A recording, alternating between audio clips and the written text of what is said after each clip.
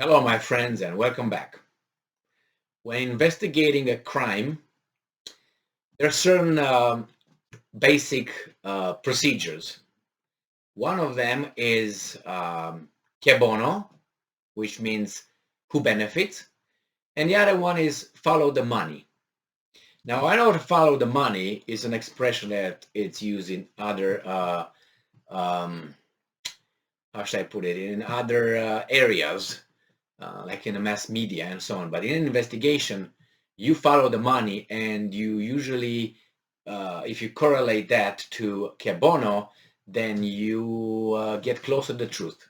In this case, I told you, during the wartime, there are the profiteers. The profiteers make a lot of money. Not necessarily they are the ones who instigate it, but coincidences are rare. Nevertheless, when it's about big money and profits, you can't be so lucky. And you're going to see in this article the connection between the oil companies, their profits, the war, the embargo, the sanctions, and so on. So let's go and see. Can you guess who that company is? Yes, that one. So this is from The Guardian from May 13th, 2022, and by Oliver Millman. And this is the title. It's a little bit vague, but once I start reading it, the company is going to be revealed, the name of the company. Largest oil and gas producers made close to $100 billion in first quarter of 2022. $100 billion with a B from Biden in the first quarter of 2022. Not bad. So the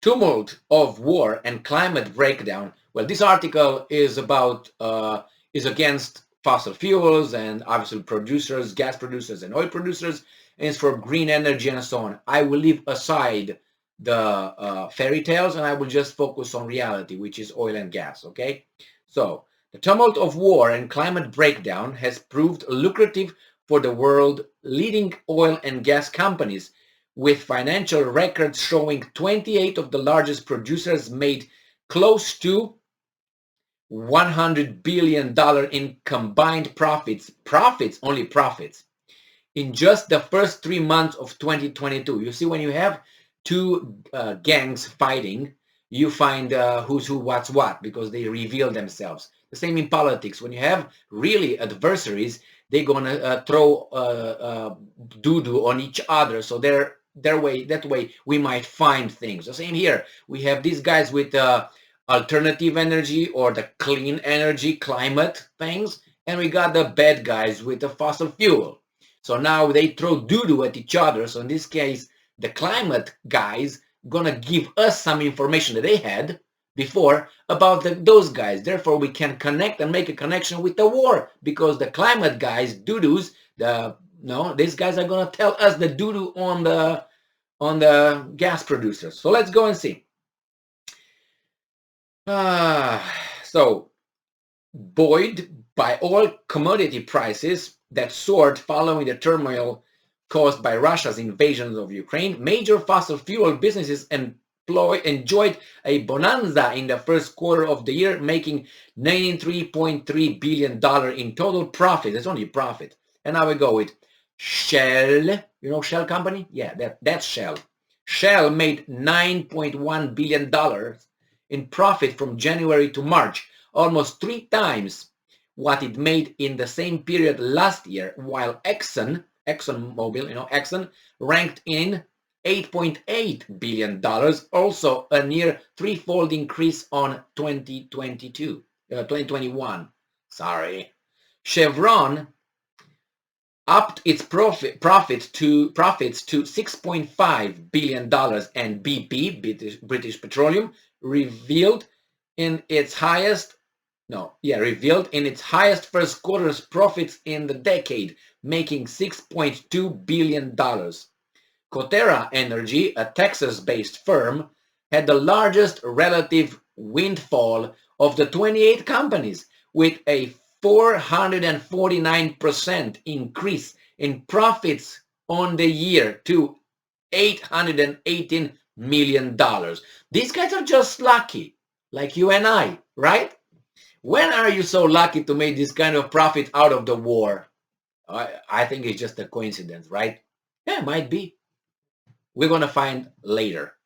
The rocketing profits at a time when inflation has surged in many countries has prompted several of the companies to return billions of dollars to shareholders via share buybacks and dividends. Yes, now we're upset. Now we have these socialists talking about why those capitalists are making this much money and we should just limit their profits. But that's a different story. So we have here that Van den Borden, chief executive of Shell, said that the company's performance, and I'm quoting, has been helped by the macro and macro. He said helped by the macro, and the macro has been impacted by the war in Ukraine.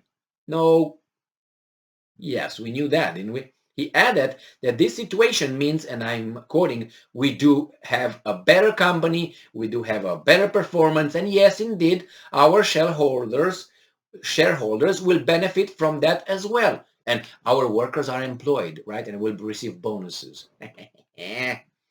Murray Auchincloss, BP's, British Petroleum's chief financial officer, said in February, and I'm quoting, certainly it's possible that we're getting more cash than we know what to do with.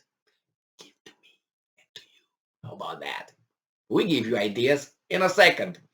So you see, we got here these guys. Why would they want the war to stop? They are doing just great. Climate companies, however, have called the profits obscene and argued that the provision of fossil fuels would not be so lavishly rewarding if governments had acted properly to confront the escalating climate crisis. And this is where I stop this thing, because from now it's politics, and I don't want to get involved in that kind of politics. What I want to say is, que bono? Follow the money. And these guys are just lucky. And it's just lucky that these guys placed an embargo on gas and oil, right? Or sanctions anyway. They stopped the Russians for that, and they filled back the market somehow. And demand is the same, but it's less on the market supply. So then what happens? Come on. The price goes up, doesn't it? Yes. So thank you very much. Now we know a reason why maybe this war is continuing, and you figured it out. Thank you very much for being with me again today. Stay strong, stay smart, look for the truth, and be just. See ya.